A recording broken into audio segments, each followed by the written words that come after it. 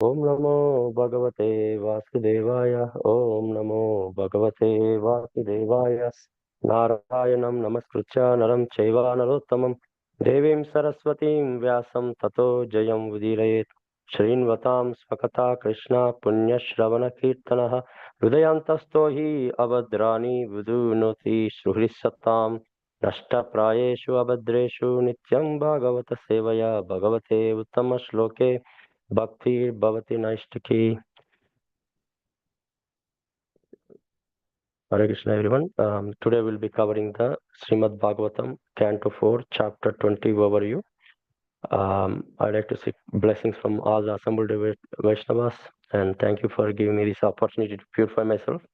Please forgive me for any shortcomings. Nama Om Vishnupadaya Krishna Prasthaya Bhutale Srimate Bhakti Sundara Goswami Namani. Nama Om Vishnupadaya Krishna Prasthaya Bhutale Srimate Bhakti Vedanta Swami Namani.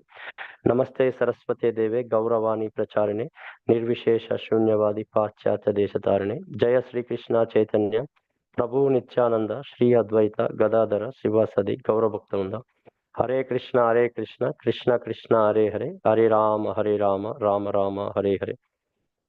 Thank you all for joining. Today is the Gaura Purnima. Happy Gaura Purnima to everybody. Appearance day of Sri Chaitanya Mahaprabhu, who has appeared in the days of Kali to give us a holy name and spread the holy name. And because of him, I think we are here now and doing our Srimad Bhagavatam in the morning and also doing our sadhana and associated with ISKCON. So the chapter 20, titled Lord Vishnu's Appearance in the Sacrificial Arena of Maharaj Prudu. So in summary, this chapter describes the story of King Prudu, an empowered incarnation of Lord, who after performing 99 horse sacrifices, is visited by Lord Vishnu, and Prudu accepts the instructions of the Supreme Personality of Godhead. So in the first few verses, Lord Vishnu appears and comes to Maharaj Prudu and he instructs Maharaj Prudu. So as a Supreme Personality of Godhead, Lord Vishnu, who is the Yajnapati, and very much satisfied by the performance of 99 horse sacrifices by Maharaj Prudu. So he appeared on the scene, and he also accompanied by King Indra. Then Lord Vishnu began to speak. Lord Vishnu asked, King Prudu, King of heaven, Indra, who has disturbed your execution of 100 sacrifice, is also come with me. So please forgive me and excuse him. So here, transcendentalist never accepts the living being to be the body. The body is only a superficial covering for them. Consequently, an advanced transcendentalist will not make distinction between oneself and another. So in the third verse, Vishnu talking about how the advanced devotee, like our one who is advanced in intelligence, who will be a best among the human beings, but he never malicious to the others. And those who are with advanced intelligence are always conscious that material body is different from the soul. And he's telling that personalities like you who are so much advanced, and because of executing the instructions of acharyas, is cannot be carried away by the influence of material energy. So if that is the case, then your advancement may be considered simply a waste of time. And he also says that when one is full knowledge of bodily conception of life, this body is composed of nescience and desire and activities, which is resulting from illusion, don't become addicted to the body. In the verse 6, it talks about the detachment, how highly learned person has absolutely no affinity to the bodily conception. And but like what are the body conceptions are, their life cannot be affected by bodily conception of in regards to the wealth or children or house or other bodily conscious things. And individual soul is one, pure and non-material and self-effulgent, and he is the reservoir of all good qualities. He is the witness of all activities, and he can completely distinguish from other living entities, and he is transcendental to all embodied soul. Here in the purport, Prabhupada was talking about how individual soul and super soul are different, and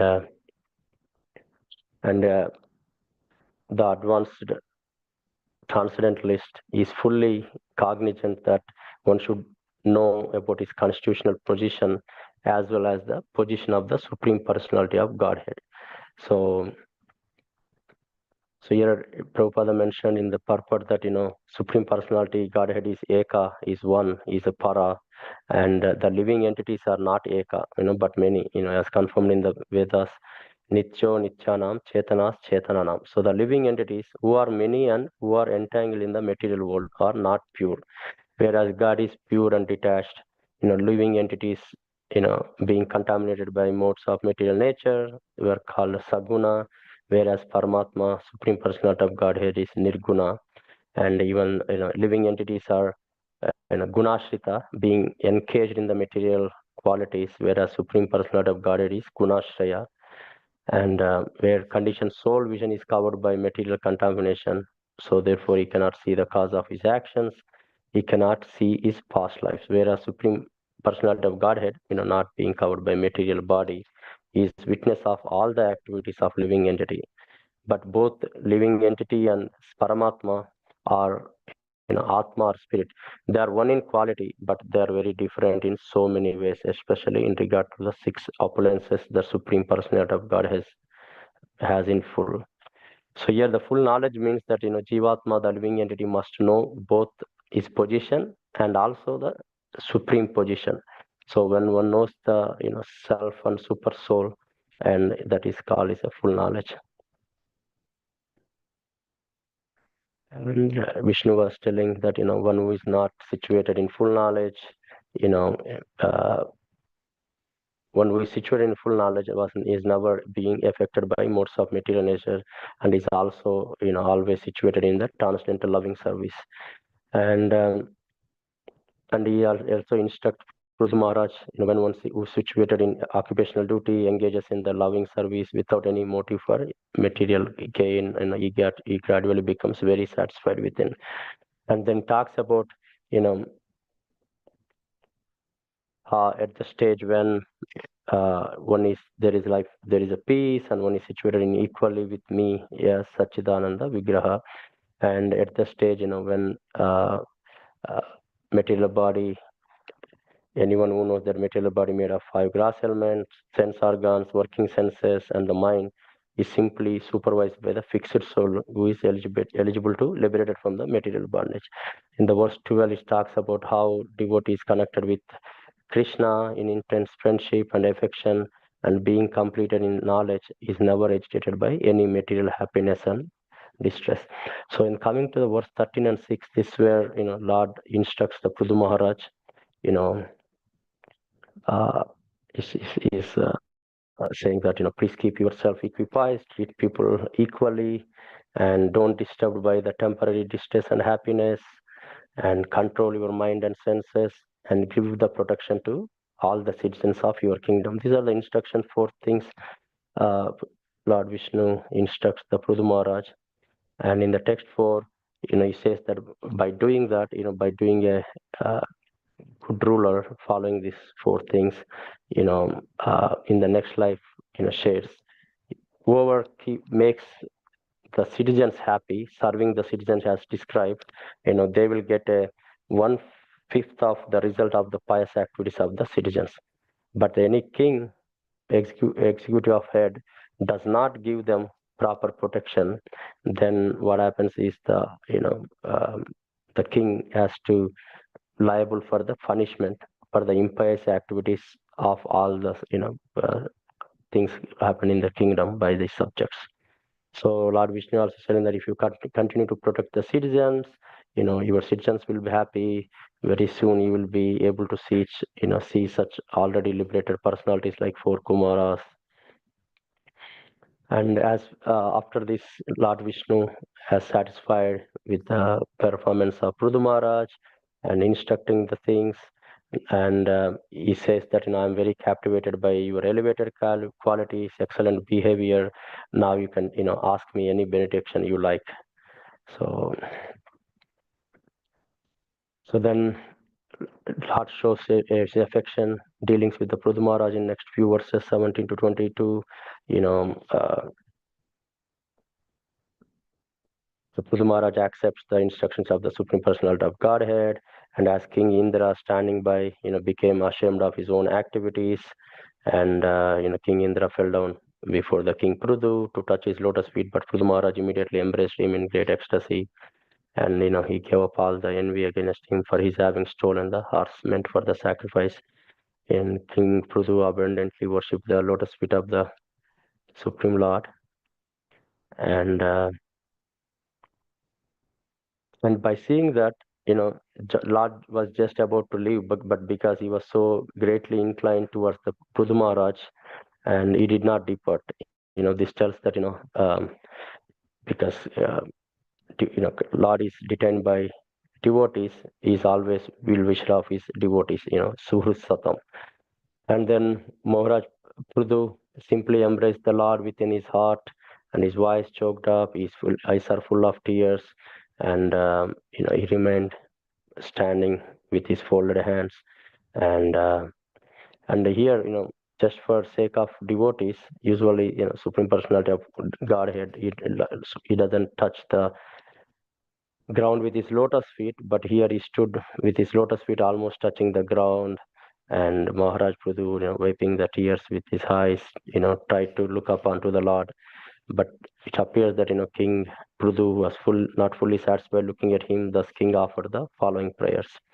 So in the next few verses, it talks about how describes the prayers of King Prudu Maharaj. And Prudu Maharaj is glorifying the Lord that, you're best of demigods who can offer benedictions, and, living entities are bewildered by mode of nature. I don't wish to have any such benediction, which are temporary, like liberation or something like that.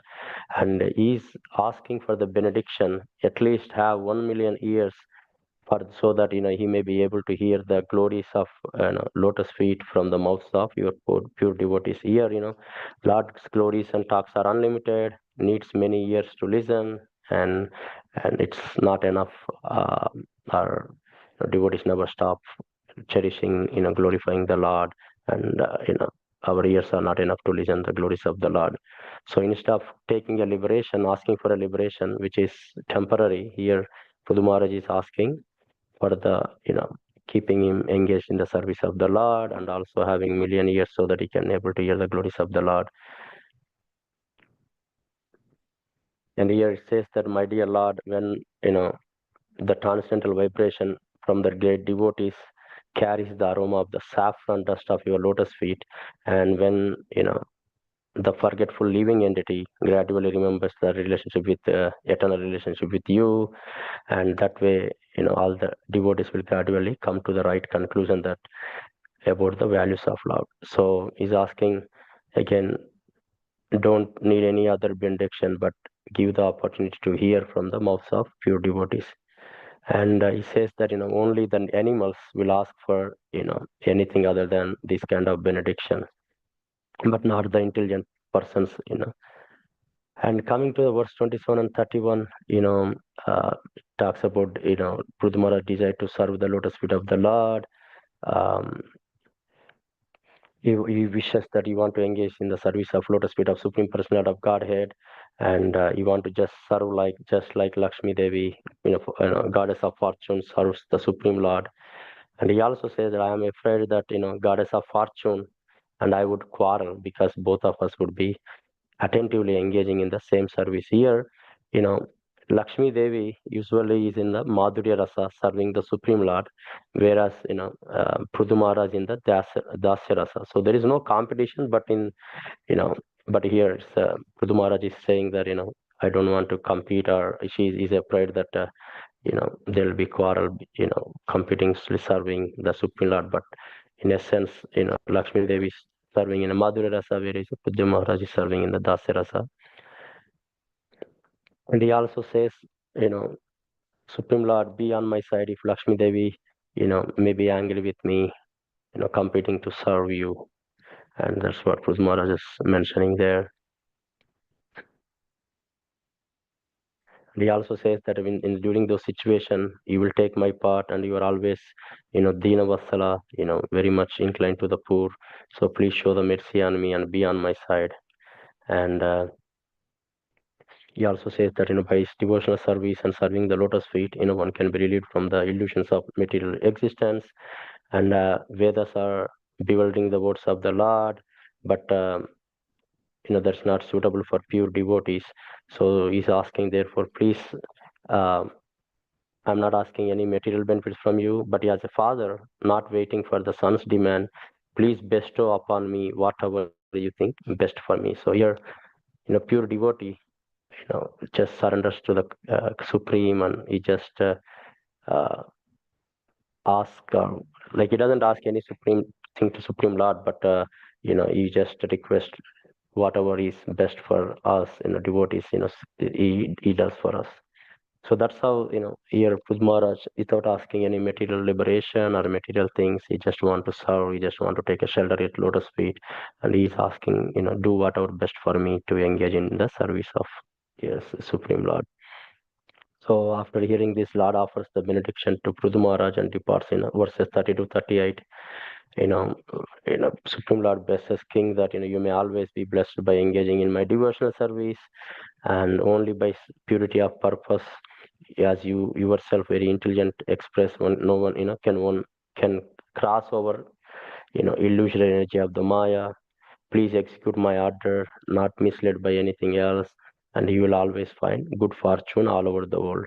So here, so by just following the instructions, serving the lotus feet, serving the devotees, be associating with the devotees, one can always be find good fortune in the world, and don't need to be misled by any other stuff.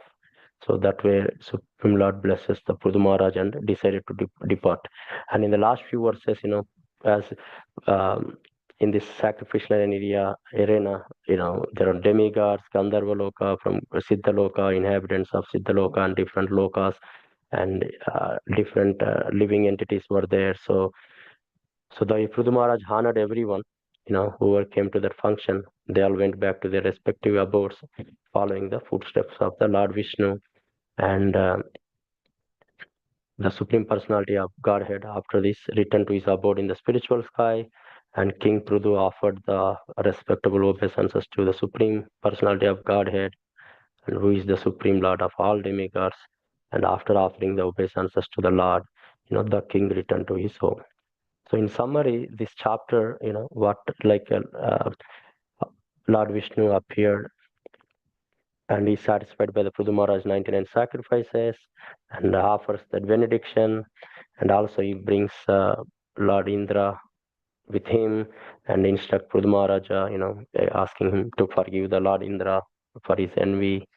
And he also instruct Prudu Maharaj, be ideal king, take care of all the citizens, protect them. If by doing that you get the piety of 1/6 of the piety of the citizens, if you don't do that, you suffer the sins caused by the citizens.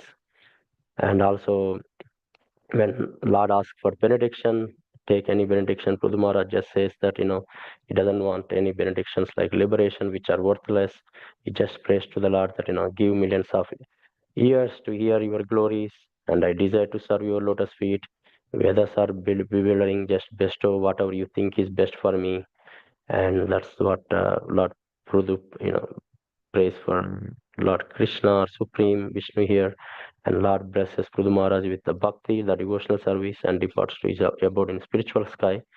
After that, Prudu Maharaj honors everyone and returns to the home. I think this is what I can, able to keep some overview, and we start from the verses starting tomorrow.